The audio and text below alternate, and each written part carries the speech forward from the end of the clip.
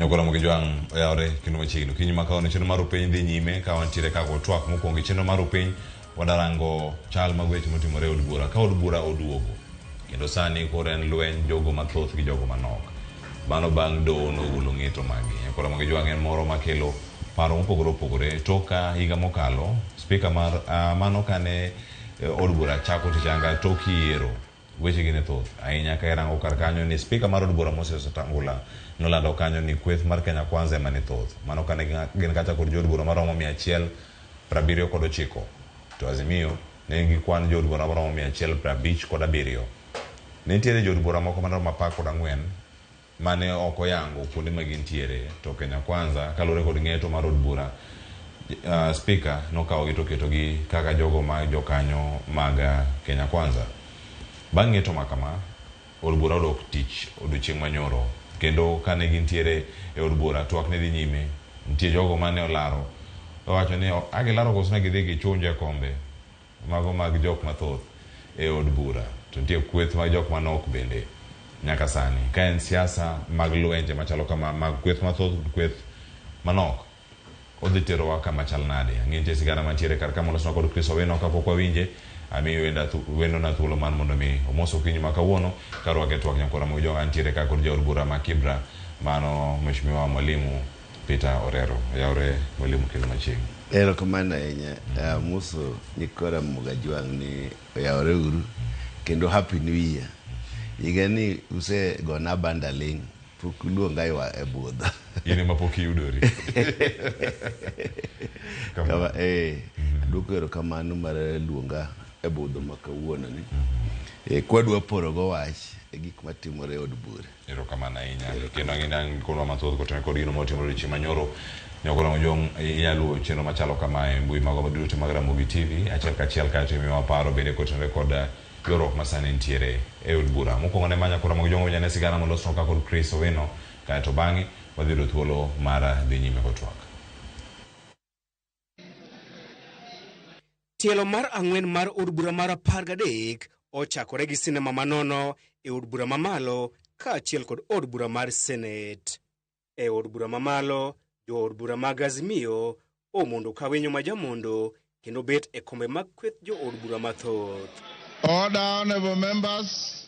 Kaka yo mar keto e tim ng'eto mar joyal buche adek mag doho mamalo mane owito oko ng'eto mar spika mar od bura Moses Wetangula mane oyango kweth mar Kenya Kwanza ka kweth jo od bura mathoth Junet Mohamed okawo kom mar jatend kweth jo od bura mathoth kendo meno tiende tok loko loch mar Kimani Ichung'wa. I am privileged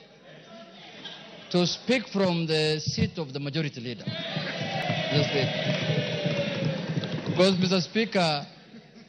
even when I sat on the seat, it is very warm, Mr. Speaker, unlike mine, which was very cold, Mr. Speaker. I didn't know the seats of Parliament have different warmth, Mr. Speaker. But, Mr. Speaker, I don't foresee myself leaving this seat anytime soon. E bathe kor kacham, Milly Odhiambo obet e kom mar jalekweth jo od bura mathoth gi chia bang' diro oko Silvanus Osoro. I have therefore, as the majority party whip of Azimio, today handed over to your office a copy of that decision of the High Court with a letter that we are giving you according to the standing orders, our majority leader as Honorable Junet Mohamed and Honorable Robert Mbui.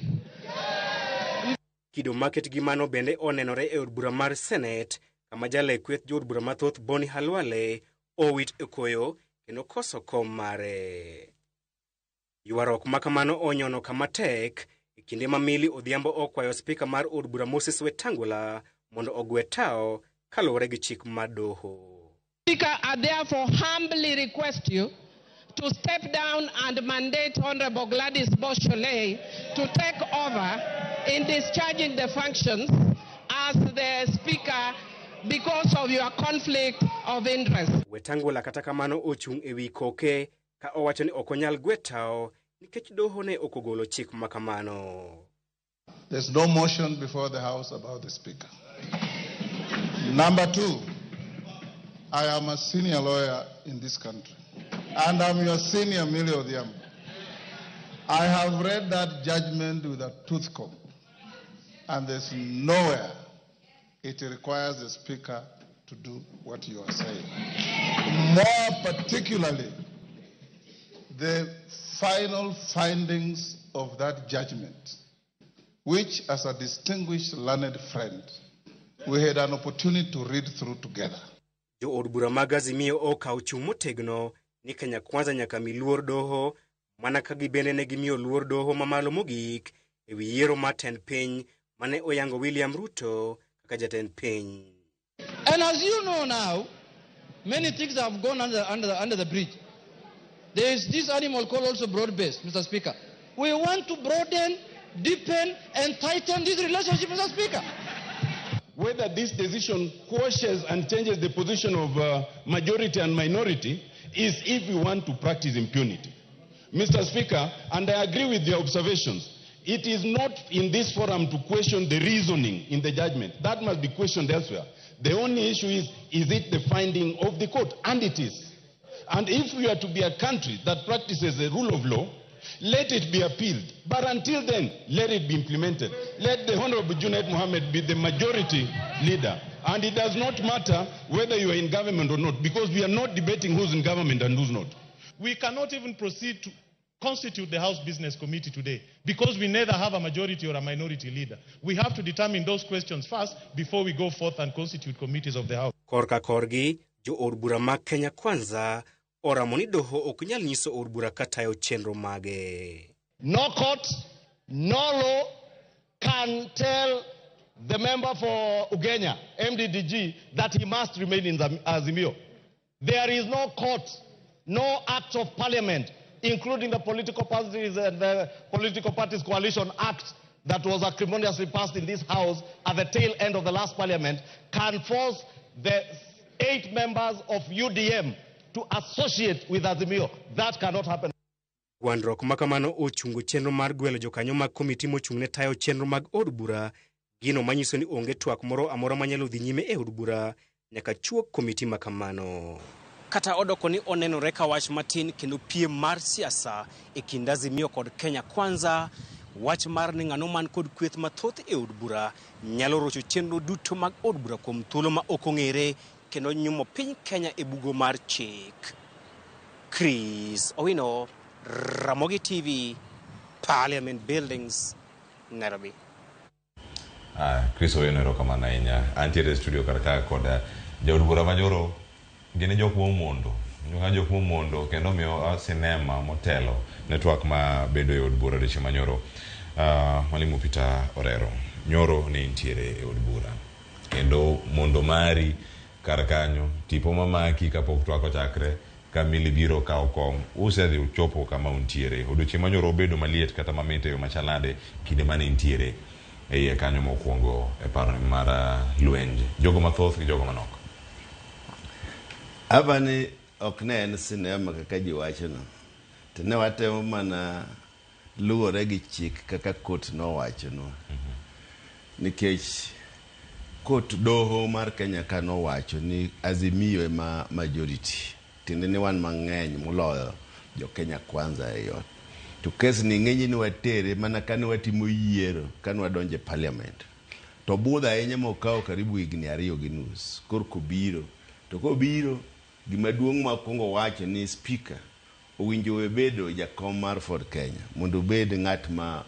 onge gi ubaguzi. Koro ngene wach ni kane wadhi yawo parliament wan kaka jo Azimio nyaka ne wariw wiwa mokwongo mwane ni to kwa donje parliament ere gima wanyalo timo momiyo wadhi wayie gi chik mane koto wacho ni. Koro ingene nitie kudhi e lweny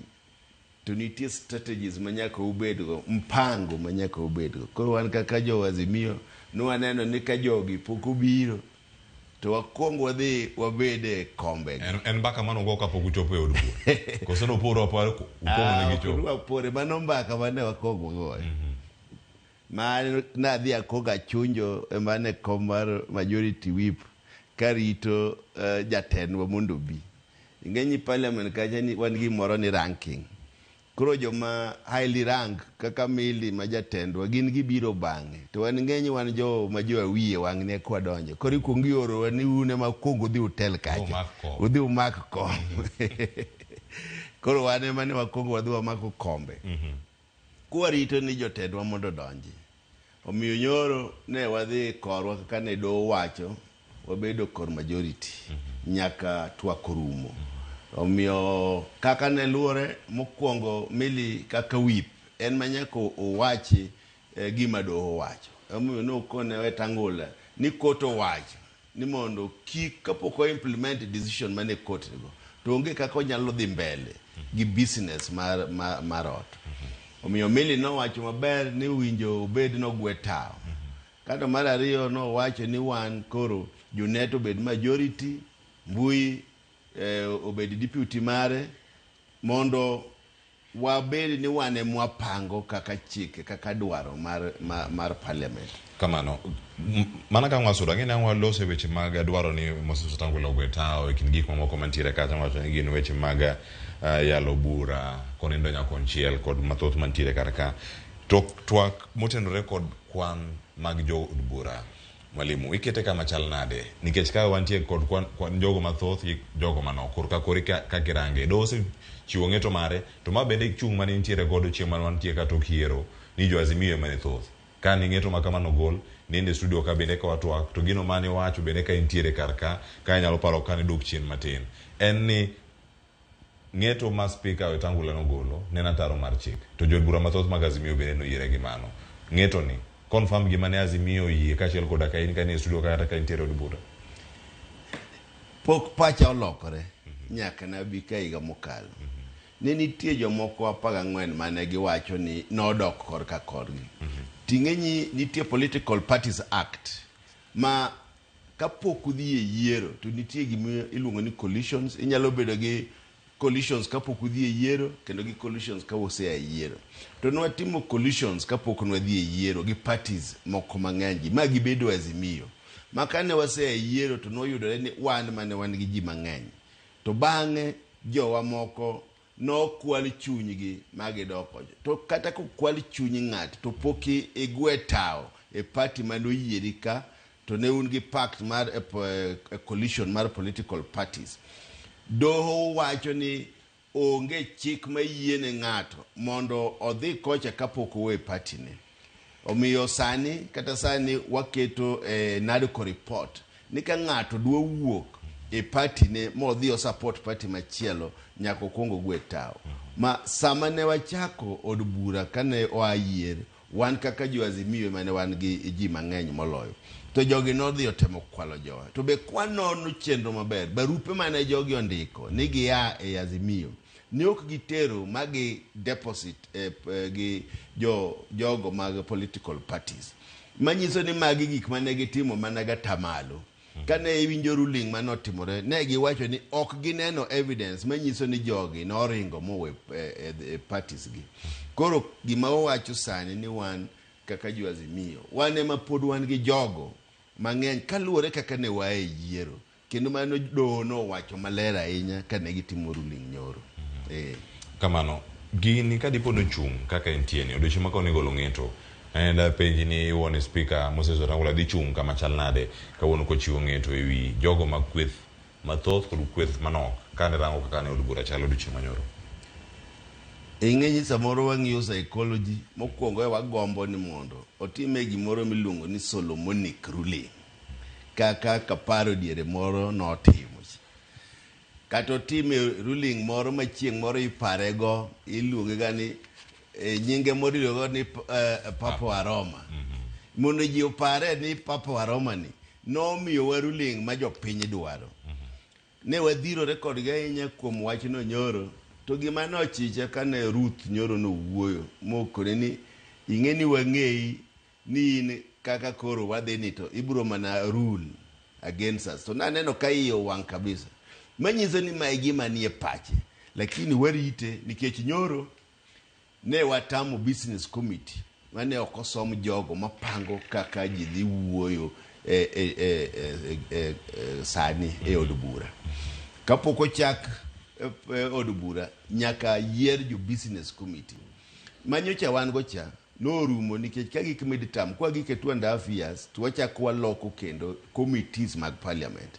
to committee michako go en mar house business nikech gin magi kila waluongo inyala agenda or motions mwatimo pile e ot koro mane mokwongo mane waketho manyoro ne okosom nying jogo mane business committee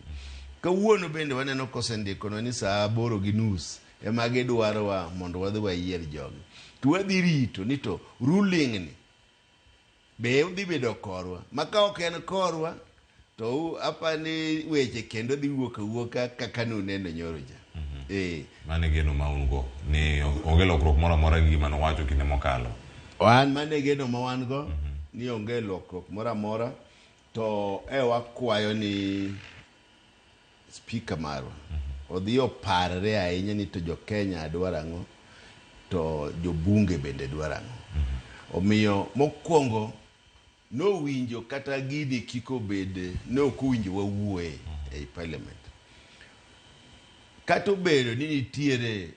different arms yani wan gi legislature executive to gi judiciary kato bedo ni wapogore kamano wan waloso chike to jo judiciary ka interpret chike to ka gise interpret chike magichiwo ruling owinjo bed ni wan kaka jo od bura waluwore gi chikgi kaka ruling notimore to nyoro nwaneno kakoro speaker wacho ni onge kaka jodoho nyalo chiko parliament ni koro en emanyaka onyis members ni to ruling ka wasewuoye koka en kendo odwa keto ruling mare koro en bende oneno ni judgment manotime court ka odiro oko en kiko chako process mare nikech emomiyo nomiyo members of parliament ni ng'ato nyaka wuo dakika 2-3 koro aneno ni ma ok en chik maber nikech nowinjo bed ni wadhi gima doho wacho e court kamano kapo ni gino timore adieri mazimiyo dong ka kweth mathoth e od bura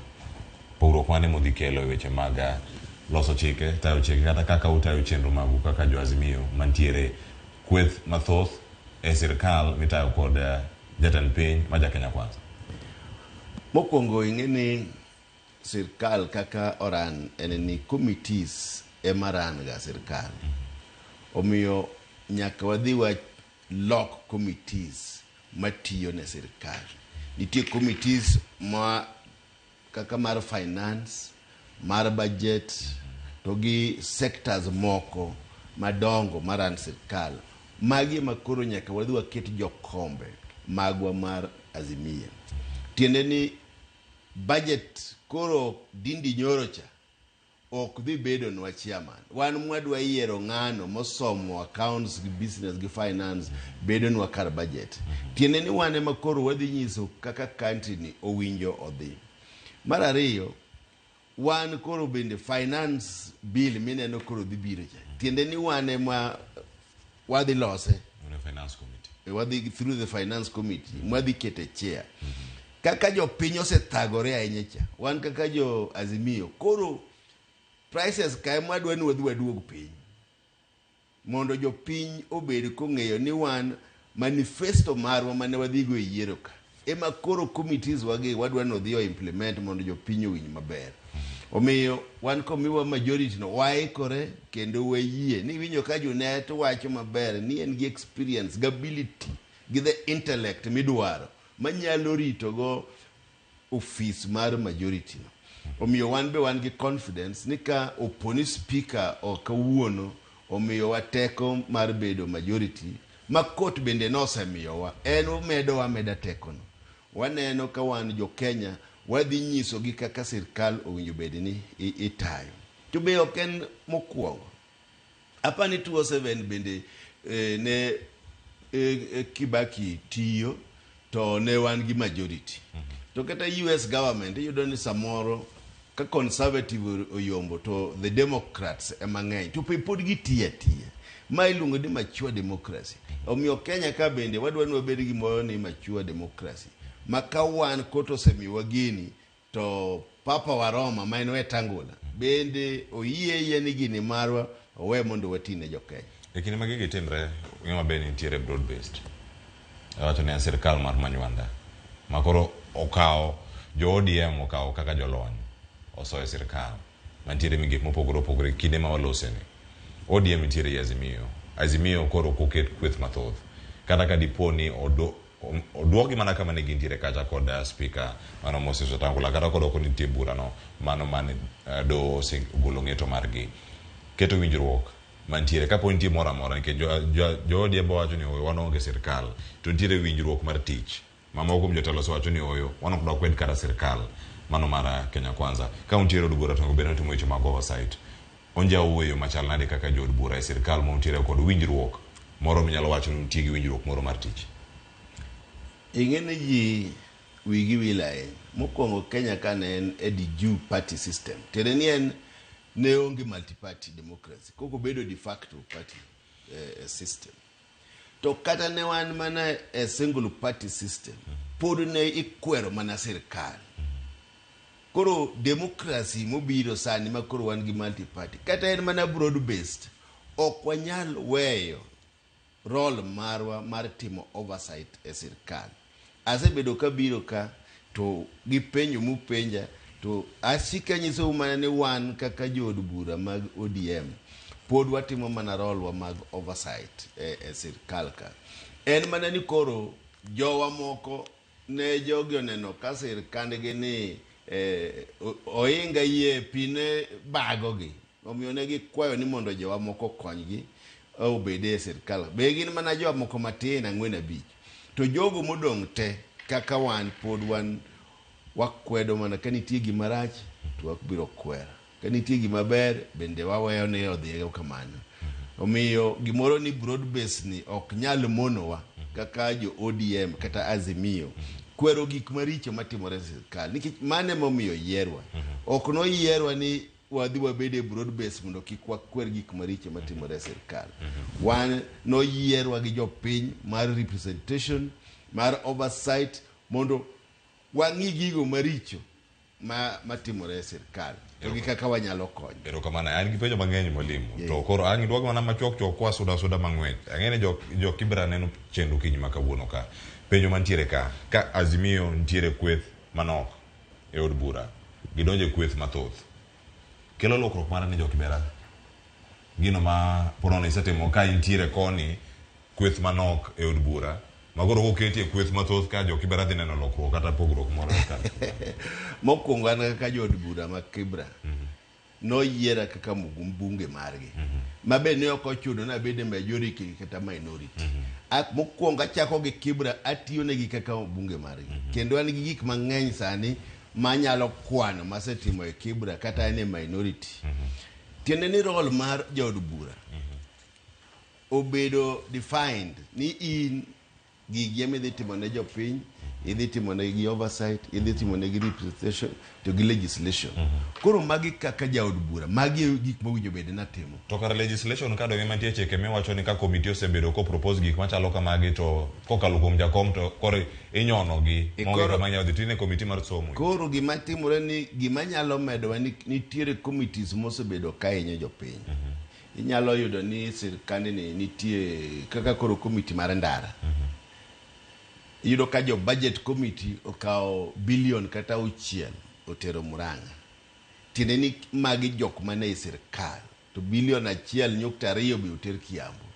to yudo ka koro wan Nairobi ka yudo kata nomiwa mana million 200 kende to wan gi constituencies 17 omiyo ma ka koro obedo ni wadonje e sirkal wabedo majority ka wane committee to adhi wacho ni nyaka pog gigi gimoni equity and quality to mheshimiwa bedo majority keto we sirkal ka unjo Azimio to jatend piny Kenya ngeno yiere gi jo Kenya Kwanza majority ok ketwa sirkal majority nyiso ni wa constitute committees koro lobbying mane mudhi timo upogore karka mondo mi ukela ne lokruoge mawacho gi nikech koro uonge sirkal ununtie kaka kweth mathoth to sirkal olos gi jatend piny gi jok mantiere kata mutingo nyaka od bura ndio ma untiere to malo kacha ngama ntiere en ja Kenya Kwanza sama nitie rules moko mag committee maka un majority timiyo access gi one person matiende ni ka udhi propose gima udwa timo kaka majority to dhi mbele nikech koro udbe une majority committees kacho ka un gi pach jopiny ni udwaro ni mondo uduok prices piny mag commodities koro budget mudhi timo cha udhi timo kaluwore gi paro kendo gi dwaro mag jopiny ok ochuno ni ma nyiso ni une sirkal asewacho ni sirkal e mature democracies inyalo yudo ni ng'ato oyombo gi ji to MPs ka to an go mang'eny moloyo to ma ok ochuno ni nyiso ni une sirkal wan gi gimoro ni wan gi presidential system ok en parliamentary system koro presidential system ka nyalo yudo ni ng'ato nyalo bedo president to ok ochuno no bed gi wabunge mang'eny moloyo to samwa onge gi wabunge mang'eny moloyo wabunge mar opposition adhi bedo majority kendo gidhi neno kaka sirkal ringo gidhi loso budget gi itiyo kodgi mar loso budget to gi kaka jopiny nyalo yudo konyruok e yo maber to ok ochuno ni nyaka ubed e sirkandno ma is a presidential system mar government ng'ato nyalo bedo president kata onge members of parliament. Erokamano ahinya Speaker Moses Wetangula oweta kaka ise kata kaka dose wacho ni owe kata lemono mar bedo gai mar Ford Kenya ikine motayo we odbura kata en paro ma isiro ko swadhi neno gima chelo moporo wacho ni onge chik matayo kata ma paro mora mar mositwale odbura mar mondo mi otwa gi weche mag gole oko ya peace lemo mar gai mar Ford Kenya to pod entiere kaka Speaker mar odbura en mana ni dholuo na chot to kai wacho gi kisungu tu wacho ni you cannot have your cake and eat it at the same time akeni mani nyalo loko nango ni dwaro cake to bende idwa ni kawe to be idwa ni chame nikech Wetangula dwa no bedi speaker to bende dwa ni obed jatend jo chama mare ema ne koto kone ni nyako gwe tao mar bedo je chama mare kodwa no bed no ngado bura maber e parliament to ma kano wuok ema no kwongo gwe kabisa owacho ni en senior lawyer ngiyo gino to kamo wachie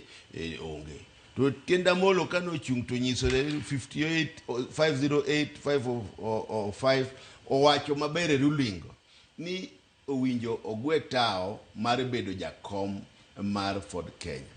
gima ne ok owache ruling no winjo ogole nikech en jakom to koro ok onyal bedo speaker to kendo en ja Ford Kenya ma nyiso ni kata gi ruling modhi timo kawuono kapok ogwe tao mar bedo jakom mar Ford Kenya to pod odhi bedo mana biased ok odhi luwo chik kaka idware. Kamano wang'eni ka odbura ochako kendo ka odhi mana nyime odhi bedo gi thuolo mag rango pen chike modhi bedo kuloso paro mag chike mantiere ponono e higani kaka oruse duogo odiochieng' manyora yanga kaka onong'eto ne ogol kendo odhi bedo kurango pono nyakoro moge jwang' ni gin to gin weche magi mantiere nyimu kar ka modhi bedo ka urango kendo nyam bedo kumiyo pek diere ka maber wantie gi weche go mag loso budget ijo kanyo ka osebedo approved mano gi cabinet mano budget mar $4.2 trillion e kin gik mamoko manya bedo ka siro kata bero ngima dhano bills gi nyabiro ne gin mag mapono ni sewinjo minyalo lieki ni dhi bedo ka warango ka wachomo kaka higa medo sud moko ngene budget making process kaka loso budget ikongi chak po gimoro miluongo ni BPS budget policy statement mamano winjo bedo ni timo tarik 15 February higa ka higa ewe anyuolia tinde ni wigi ni tarik 15 ka mabiro mbele kani owinjo ni wasechako nono ni to ang'o ma idhi ketnwa e budget makoro dhi bedo chienge so nyaka chienge koro nyaka juma nyien tich ariyo midhi chak ng'iyo go gigi to ing'eny gigi bedo ga generated gi executive kato koko bire committee mag parliament like kaka koro an education committee budget mar education dhi biro nwa to wang'iyo kaka je education committee ni pesa di oket kanye makoro kodhi orew gi te to dhi bedo 4.2 trillion koro ma e gima wadhi kuongo chako go house business BPS tia BPS ni koko biro tero wa budget ting'enyi gine mokalo parliament kane pok wadhi recess ne okwatie ko ginado ko report magi gik mabende dhi biro e mbele waka gima kedo licha ahinya nyocha neno kwa dhi Naivasha kane wadhi Naivasha nitie gik mane wadhi loso Naivasha ahinya jopiny samoro gowa ni tang'o miyo wadwa keto NGCDF ni obede constitution mondo koro jood bura obedie ni pod gikonyo ji gi NGCDF fund. Mae mane wadhi loso Naivasha. Makoro kuwa duogo sani tidhi kete constitution mondo jopiny oyud lokruok gi konyruok. Jomoko wacho ni ok en gima ber, ana nyalo wacho ni nyaka na dhi od bura Kibra. Wasetiyo gi NGCDF no maber, waseloso go skunde, wasegedo go, wasetimo renovation, waseng'iewo buses, wasechulo basari madhi 60 kaka wang'ni adwa dhi miyo jo Kibra ka basari obiro wadhi kone jo Kibra jo board mar NGCDF machiwo basari wadhi kone gi nigi mi jogo 60 million basari. Koro mabende gima ni mbele waka. Lakini ahinya mang'eni dhi kelo lokruok ne jo Kenya en IBC. Nikech ka IBC ok wakalo to election ok nyal bedo. Gi review mar boundaries. Koro magi achiel kuon gigo ma pare ni mbele waka madongo mwadhi timo e chenro mwadhi chako. Ero kama na inya ngeni weche thoth mantiere ka onyango sema wacho ni ntiere ka ke nya churia wacho ni mos na mheshimiwa Pitorero Moses Owira aneno makara nyar John wacho ni ndo ka ntiere dala kono Ramogi umora ero kama no Mondi Tobit kan ntiere neno makare kan ntiere Wichlum Beach Bondo waselemo ne baba koro rit mana kuche kik mai kendo wacho ni aero aya ero kama na ote Mario Chopo Walter Obado wero wacho ni kodwa kachiel kwatiyo kadongi tuo madakika achiel mheshimiwa mondo mimia wach mari mogik to kemede karka kone jopiny wach mogik tainya lose wach mar jod bura mako weche moko motegno kaka majority gi minority to wach mag pek mag gi moko lose od bura koso imako geo mopogore wach ni thicho ka Shagwa no ringe ahinya moro ni bende oringe ahinya ilaro kombe kama jibete japiny ni kure ka warango higa manyien mwachako karkae obed mari mogik kwatieko mano moko ero kama na ahinya